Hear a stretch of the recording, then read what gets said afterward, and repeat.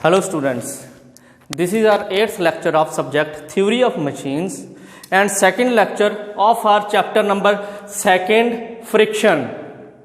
In the first lecture we have discussed what do you mean by friction, necessity of friction and harmful effects of the friction. उसके बाद हमने कहा क्या किया था कि how we can reduce the friction और limiting angle of friction, angle of repose. उसके बाद हमने रिजल्टेंट निकाला था लिमिटिंग एंगल ऑफ फ्रिक्शन और angle of repose are both are equal.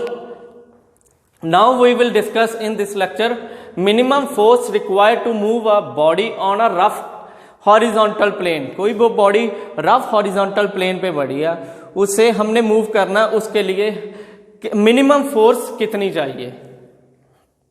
जैसे ये हमने मान लिया ये बॉडी एक सिंपल बॉडी हॉरिजॉन्टल सरफेस पे पड़ी है, ठीक है. इसके हमने वेट उसका बॉडी का नीचे की तरफ जाएगा सेंटर ऑफ ग्रेविटी की वजह से, और नॉर्मल रिएक्शन ऊपर opposite to the weight. P force लग रही है हमारी उस बॉडी को ड्रैग करने के लिए. पी फोर्स को हमने दो पार्ट्स में डिवाइड कर लिया, P sine theta, P cos theta. Cos theta is the angle which force P makes with the horizontal theta, ठीक है. और force of friction will be against the force applied. जिस तरफ डायरेक्शन में motion होगा उसके अगेंस्ट फोर्स ऑफ फ्रिक्शन लगेगी. Force of friction is equal to mu R N. Mu is the coefficient of friction. जैसे इसमें let body of weight W resting on a rough horizontal surface, then mu is the coefficient of friction, Rn normal reaction, P force applied to drag the body, P force applied to drag the body, theta angle which force P makes with the horizontal. This is the angle theta, angle which P force made with the horizontal. इस force P को हमने दो parts में divide कर लिया. P sin theta perpendicular to the body, P cos theta perpendicular to the parallel to the body, plane of the body. Now we will resolve the forces. Resolving the forces perpendicular to the plane.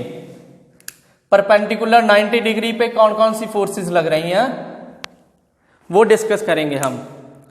W P sin theta, P sin theta ऊपर की तरफ जा रहा है क्योंकि body ऊपर की तरफ है, ऊपर की तरफ जा रहा है. P sin थीटा माइनस होगा is equal to R N.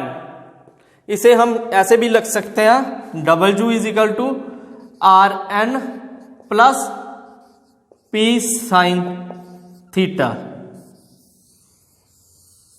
क्योंकि आर एन की डायरेक्शन भी ऊपर की तरफ है और P sin थीटा की ऊपर. W weight of the body नीचे ग्राउंड की तरफ due to centre of gravity की वजह से वो नीचे को लग रहा है, इसलिए हम W is equal to R N plus P sine theta. यहां से क्या रिजल्टेंट निकाला हमने, R N is equal to W minus P sine theta. ये हमारा आ गया फर्स्ट केस. उसके बाद resolving the forces along the plane parallel to the plane. कौन कौन सी फोर्सेस लग रही हैं, एक तो ये फोर्स लग रही है पैरेलल टू द प्लेन, ये दो फोर्सेस हैं. फ्रिक्शन लग रही है और P cos theta. P cos theta is equal to friction, but हमें पता है F is equal to mu R N है. ये हमारा आ गया सेकेंड केस, ठीक है.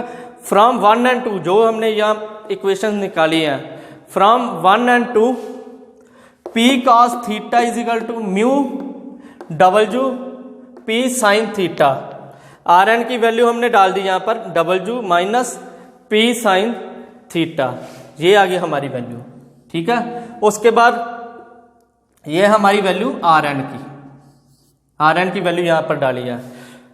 हमें पता है we know from the definition of limiting angle of friction mu is equal to tan phi. जो हमने कल टॉपिक किया था, पहला लेक्चर किया था, उसमें लिमिटिंग एंगल ऑफ फ्रिक्शन किया था, उसमें हमने क्या निकाला था, mu is equal to tan phi. Therefore P cos theta यहां से सेम उठा लिया, यहां से म्यू की वैल्यू डाल दी हमने tan फाई म्यू की वैल्यू और W P साइन थीटा. अब tan tan फाई को हमने दो पार्ट्स में डिवाइड कर दिया, sin phi over cos phi. इससे हम मल्टीप्लाई कर देंगे इससे, p cos theta is equal to W sin phi minus p sin theta sin phi. इससे हमने मल्टीप्लाई कर दिया ब्रैकेट ओपन करके, और cos फाई नीचे वैसे ही रह गया। अब cos फाई को इस तरफ ले जाओ, ठीक है, cos फाई इधर आ जाएगा। p cos theta into cos phi is equal to W sin phi minus p sin theta sin phi.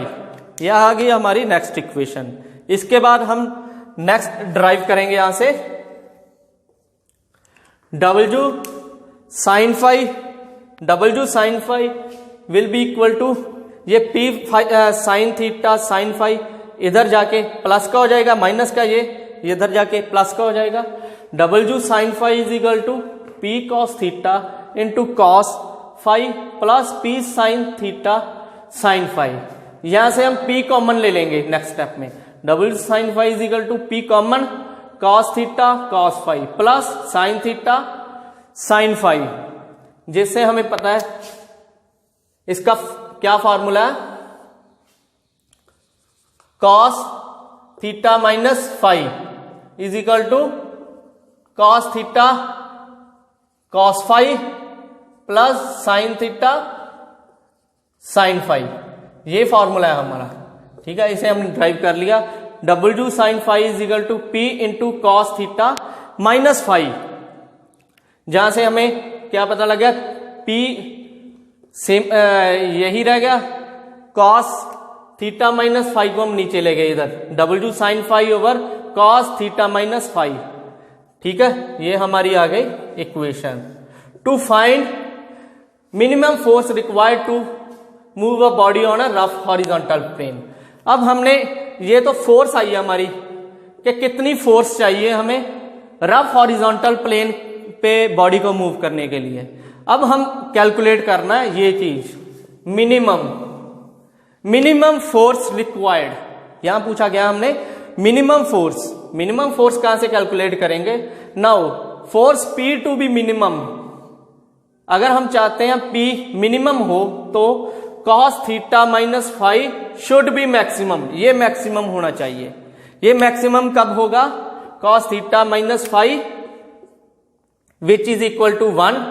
कोई भी एंगल है उसकी cos फाई या sin फाई कितनी होती है, 1, मैक्सिमम वैल्यू 1 होती है, जिससे हम कैलकुलेट करेंगे। यहां से cos इधर चला गया, cos inverse 1 is equal to 0, theta minus phi is equal to 0 और theta is equal to phi. अब ये इक्वेशन कहां से कैलकुलेट होगी, minimum force required to move a body on a rough horizontal plane कब आएगी, जब theta is equal to tan phi, that is P will be minimum when W sin theta calculate करना हमने, ठीक है।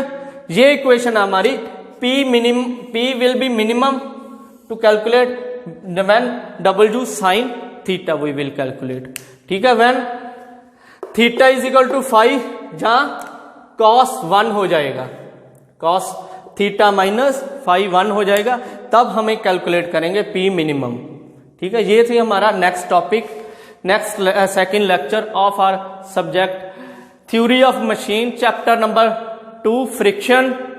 Minimum force required to move a body on a rough horizontal plane which we have calculated minimum force is equal to weight of the body into sin theta.